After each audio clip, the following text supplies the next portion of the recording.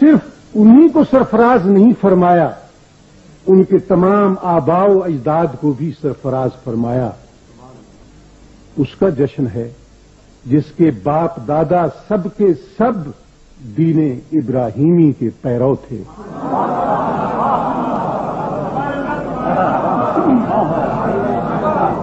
ان میں کوئی بت پرست نہ تھا، کوئی مشرک نہ تھا۔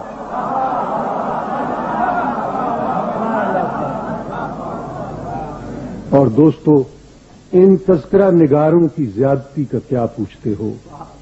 انہوں نے تو جناب ابو طالب کو بھی معاف نہیں کیا۔ غضب خدا کا وہ تاریخ بھی آج اسلامی تاریخ کہلاتی ہے جو ابو سفیان کے ایمان کا تو یقین دلاتی ہے،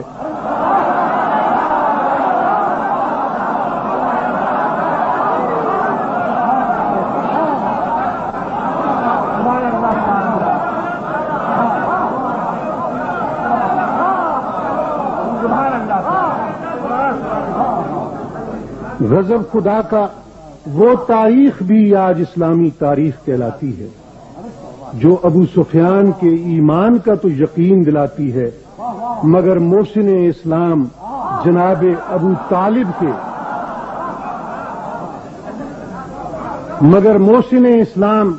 جناب ابو طالب کے ایمان کے بارے میں دلوں میں شکوک و شبہات کے کانٹے پیوست کر دیتے ہیں۔ کہتے ہیں اس بارے میں ایک روایت ہے جس میں کہا گیا ہے کہ لوگوں نے حضور سے پوچھا، ابو طالب نے آپ کی بہت امداد و نصرت کی ہے، کیا اس کا کچھ صلہ بھی انہیں ملے گا؟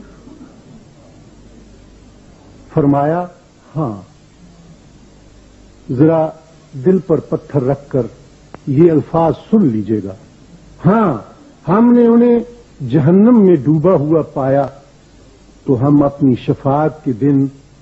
شفاعت سے قیامت کے دن انہیں اس مقام پر لے آئیں گے جہاں آگ ان کے ٹخنوں تک ہوگی، مگر اس سے دماغ ان کا کھولتا ہوگا۔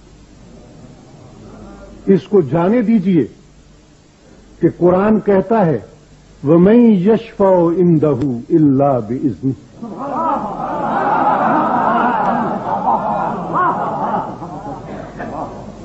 کوئی اس کی اجازت کے بغیر شفاعت نہیں کر سکے گا، مگر جناب ابو طالب کے بارے میں شفاعت کی اجازت بھی ہوگی اور حضور شفاعت بھی فرمائیں گے، مگر اس شفاعت کی قدر و قیمت اللہ کے نزدیک یہ ہوگی کہ انہیں دوزخ سے نہیں نکالا جائے گا، آگ سے ان کا دماغ کھولتا رہے گا، اور اسلام اور پیغمبر اسلام کے احسانات کا یہ صلہ کون دے گا جو قرآن میں کہتا ہے هل جزاء الاحسان الا الاحسان۔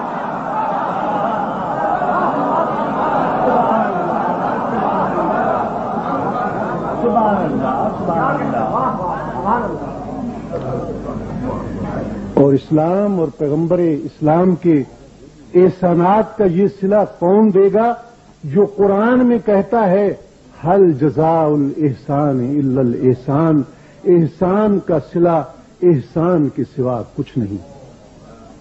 اور سبحان اللہ، حضرت ابو طالب کے احسانات کا کیا اچھوتا بدلہ ہے جو ہم لوگوں نے آپ کو عطا کیا۔ حضرت ابو طالب کی نیکیاں تو اتنی بھاری ہیں کہ خدا کی قسم ساری دنیا کے انسانوں میں تقسیم کر دی جائیں تو کوئی دوزخی نہ رہے۔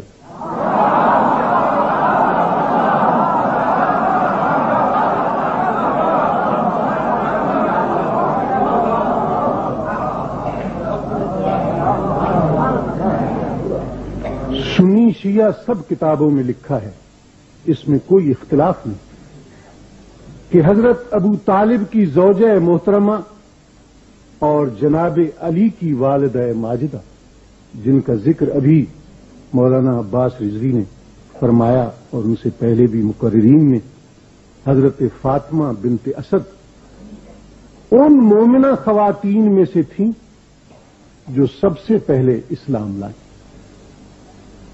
حضور کی والدہ ماجدہ کا انتقال ہوا تو انہی کی گود میں آپ نے پرورش پائی۔ آپ کو ان سے اتنی محبت تھی کہ ان کی وفات پر اپنا کرتا ان کا کفن بنانے کے لیے عطا کیا۔ ان کی قبر میں تدفین سے پہلے آپ خود لیٹ گئے۔ حضرت فاطمہ بنت اسد کے اسلام لانے کے 8 سال بعد حضرت ابو طالب کی وفات ہوئی۔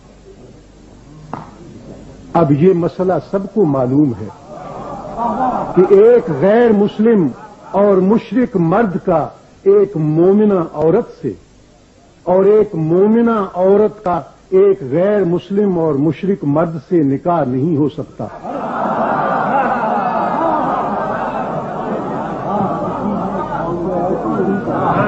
نکاح ہو جائے تو ٹوٹ جاتا ہے، مگر جناب ابو طالب 8 سال ایک مومنہ بیوی کے ساتھ رہتے ہیں، حضور انہیں علیحدہ نہیں کراتے۔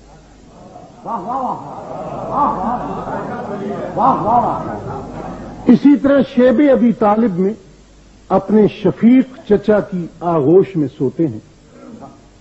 چچا رات کو اٹھ کر ان کی جگہ اپنے بیٹوں کو لا لٹاتے ہیں کہ کہیں سوتے میں بھتیجے پر حملہ نہ ہو جائے، کہیں ان کی جگہ لوکیٹ نہ ہو جائے کہ وہ کہاں استراحت فرما رہے ہیں۔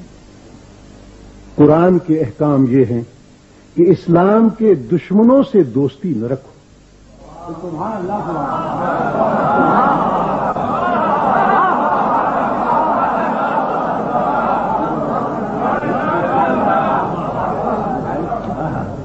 قرآن کے احکام یہ ہیں کہ اسلام کے دشمنوں سے دوستی نہ رکھو، مگر آپ خاتم بدہن ان آیات قرآنی کو بھول جاتے ہیں اور قدم قدم پر اپنے غیر مسلم چچا کی امداد و نصرت حاصل کرتے ہیں۔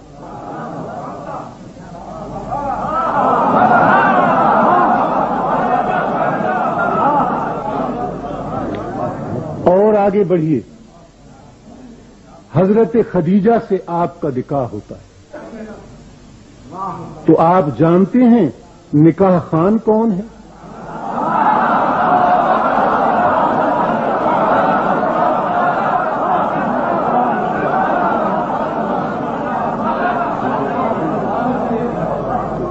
خطبہ نکاح کون پڑھتا ہے؟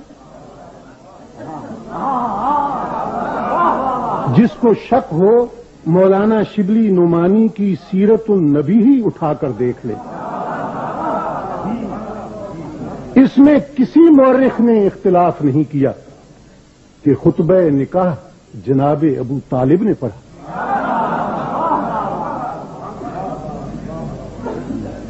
وہ وفات پاتے ہیں تو اس سال کو آپ عام الحزن، غم کا سال قرار دیتے ہیں۔ ان سارے حقائق کے باوجود جناب ابو طالب کا جرم یہ بتایا جاتا ہے کہ انہوں نے اسلام کا اعلان نہیں کیا۔ میں کہتا ہوں دوستو، انصاف سے کام لو۔ اصحاب کہف اپنا مذہب چھپائیں تو دوہرے اجر کے مستحق ٹھہریں۔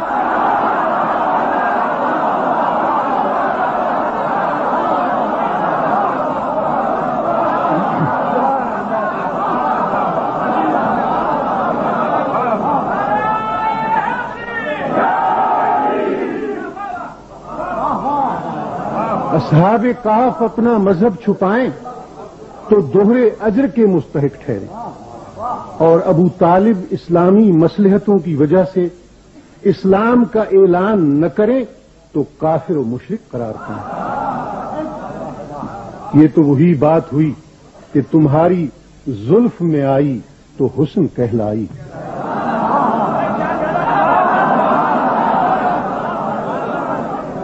تمہاری زلف میں آئی تو حسن کہلائی وہ تیرگی جو میرے نامے سیاہ میں